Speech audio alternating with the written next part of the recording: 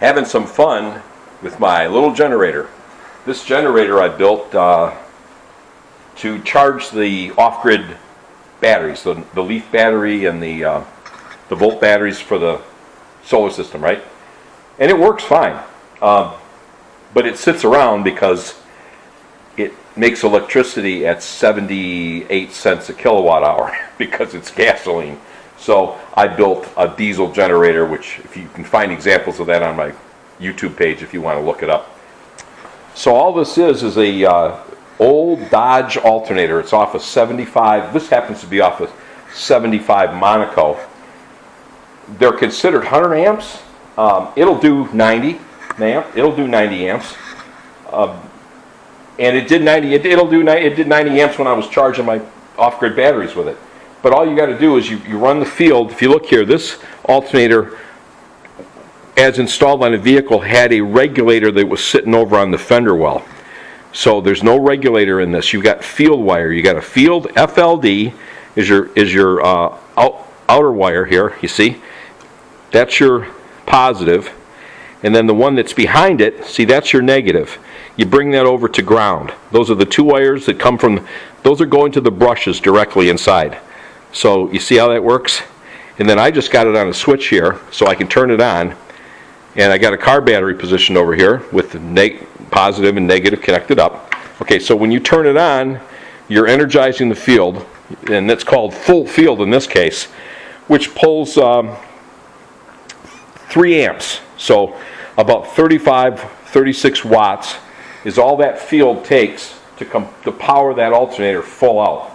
So I'm going to show you how it welds in a minute here, but you could put a resistor on there if you wanted to and turn that down, use a 12 ohm 50 watt resistor and crank it down if you wanted to, but I just got it full field, and this little engine works its tail off. That's one of them little 6.5 horse Harbor Freight $120 engines. Runs beautiful, but this alternator is taking it right to its knees under full load. It's all that engine has. If I was going to build this for welding, I would use the 8 horse Harbor Freight engine. It's not a whole lot more money, and it would definitely run this alternator with no trouble. This one does the job though. I can weld real good with it. It will run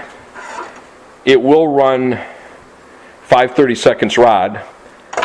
That is my chicken scratch. That is these welds right here, you know, and it gets into it all right. But it really likes, what's probably best for this size engine is this 1/8 inch rod, and the E6011. Wow, really works good. There's the weld. I'm not a professional welder, but it's a good solid weld.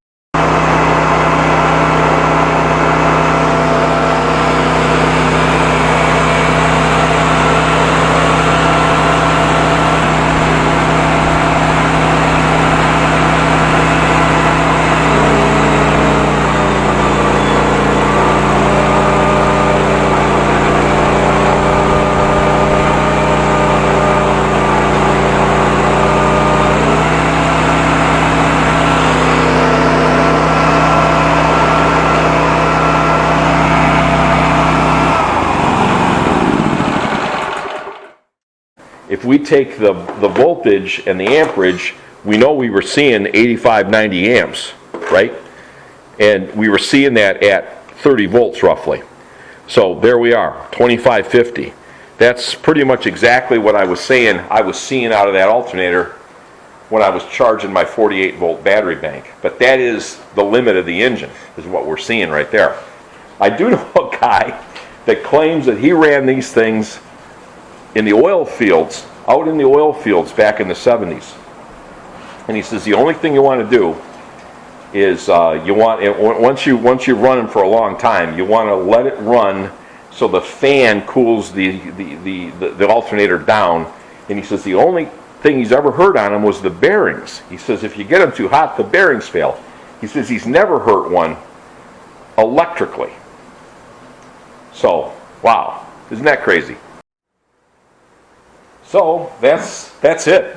If you have any questions, by all means, I don't know what else there is to say about it. Got about a 6-inch pulley on there, if that helps you. That engine's turning 3,600 RPMs, so it might actually weld better if it was spinning faster. You know, in other words, a little larger pulley. This engine's not going to carry it, but if you had an 8 horse, it would. So that's it. If you have any questions, fire away, and I sure love the comments. Thanks for everybody that watches the videos, and I appreciate all my subscribers. Have a great night. Thanks for watching.